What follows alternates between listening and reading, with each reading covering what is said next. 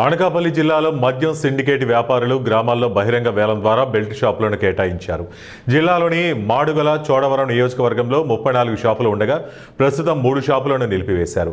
ఈ 2 నియోజకవర్గాల పరిధిలోని ప్రతి గ్రామ పంచాయతీలో మద్యం వేలం పాటలు నిర్వహించి డబ్బులు ఎక్కువ చెల్లించిన వారికి ఆ గ్రామంలో బెల్ట్ షాపు నిర్వహణకు అనుమతించారు. సిండికేట్ వ్యాపారులు గ్రామాల్లో బహిరంగంగానే బెల్ట్ షాపుల్లో అనధికార మద్యం అమ్మకాలను కొనసాగిస్తున్నారు.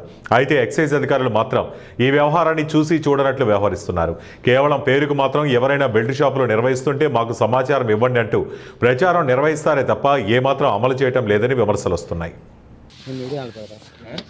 మీడియా